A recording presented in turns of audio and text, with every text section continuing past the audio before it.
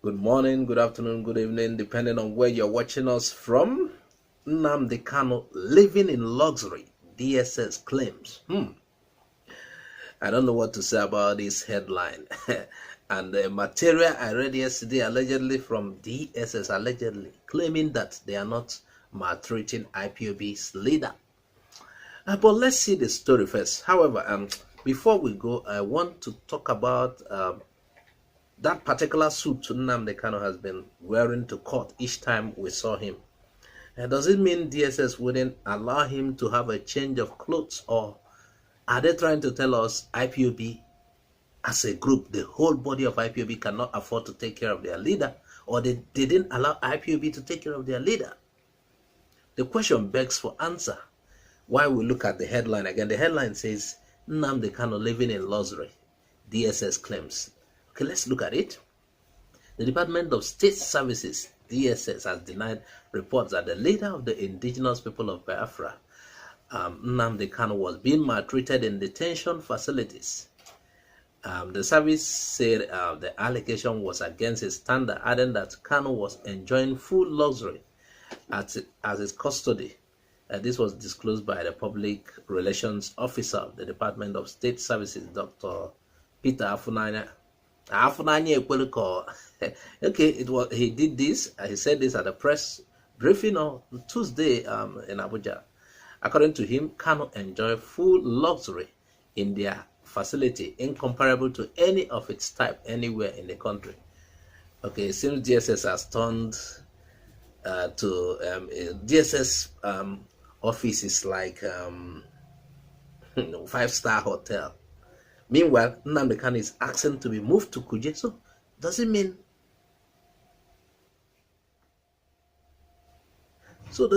it's okay and he's requesting to be moved to Kuje?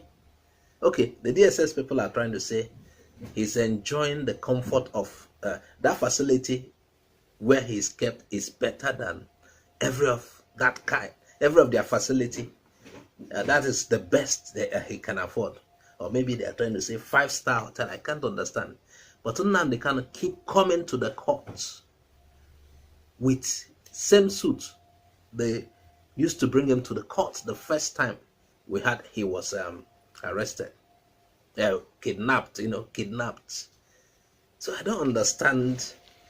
That clothes, that suit he's putting on tells us his condition. I don't need to delve into this matter. I don't need to start explaining anything. That cloth he's putting on, which was the same he's wearing from the day one, explains it all.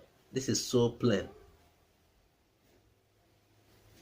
So according to DSS, he's accorded full rights and privileges.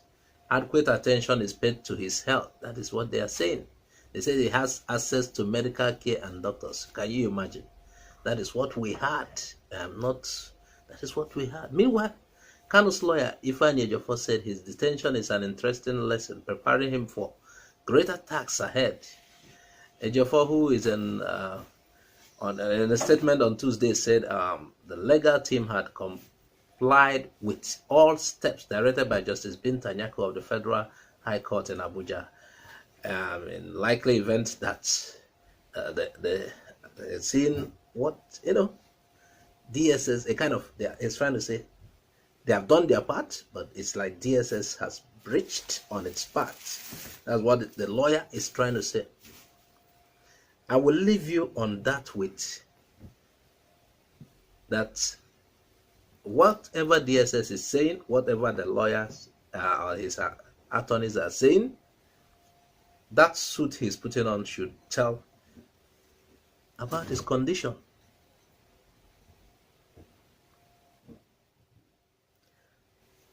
Now let's get to our next story. Uzodimma envious of my achievements, Okorocha alleges. Hey, when you see two failures. Anyway, aside allegedly trying to steal from the entire Imo State and even pocket the state as a whole, Rochas would have been most preferable to Uzodimma. Yes, Rochas would have been preferable. But what is there to envy about Rochas Okorocha's achievement in the Imo State for the Imo State people? Is it the status of several people built with multi-million naira that would have been used for something useful? But let me look at this story properly. Uzodimma envious of my achievements, Okorocha is saying. Okay, according to Okorocha, he said the Supreme Court Governor of Imo State, Hope Uzodimma, was envious of his achievement and had concluded to run him down. Really? Was that really the case? Okorocha said this in a statement by his Chief Press Secretary, Sam Onwemodo. He said Uzodimma had also reported him to EFCC. Hey, he stated that the governor Uzodimma has continued to make this claim without dropping anything on the table to back it up. And he said he has made the claim a recurring blackmail issue, as if Uzodimma is singing in the nursery rhymes. He said the truth is that Okorocha never asked Uzodimma to disband any commission, he added, and there was no need for Okorocha to make such demand. The statement stressed that Uzodimma does not want the truth to be heard or told about the much orchestrated commissions. He has only been using issues about the commissions as blackmail materials. There's no constitution set up or what. He said he was one who also wrote several petitions to EFCC on the same issue he told the commission to handle. Governor Uzodimma has been envious of Okorocha in all ramifications, he concluded. This according to Okorocha Press Secretary. What do you expect of him? Meanwhile, these two people, the only thing I'm after is that whatever belongs to Imo State will go back to Imo State. I don't care who recovers it. If Okorocha took Imo properties, it should be returned. Uzodimma's turn will come. So I don't care about these two people. I'm looking at this, the benefits for Imo people. I don't care about the two people. For me, some of the times, if you ask me to assess these two people, I would say pot and kettle. That is how I see it. So what I care about mostly is what comes to the Imo people. Imo people need to get a good government. Imo people have been deprived of good leadership for a long time. My focus is that they get good governance, not what we are seeing. Meanwhile, Okorocha, return whatever you took. If your hands are clean, then. But if you took anything from Imo State and the people, whether in the as a governor, confiscate property and share it, it must be returned. Now on the next story, Northerners will never allow Igbo become president. Southeast should support Biafra. IPOB is advising Southeast. The Indigenous people of Biafra, IPOB, on Wednesday said that Southeast leaders should throw their weight behind actualizing Biafra rather than beg Northerners to support their presidential ambition, rather than become beggars, Almajiri beggars. IPOB said Southeast leaders should realize that the Northern oligarchy, which would never support a Nigerian president of Igbo descent, of Igbo extraction. Hence, they should better forget about the presidency, support the Biafran project. Of course, this is coming from IPOB spokesman, Emma Powerful. He said the remark by the Southeast, the remark that the Southeast is prepared to beg for 2023 presidency will make Igbos a laughing stock. They are already a laughing stock. They are laughing at them. According to Imo Powerful, IPOB wants to make it categorically clear to desperate Igbo politicians, both elders and self-acclaimed leaders, that IPOB under Mazi Nnamdi Kanu is not looking for any Nigerian president of Igbo extraction under the present contraption called Nigeria. Again, IPOB will never be a party to their begging and falling, for a transient political office, which will be at the detriment of Biafra freedom.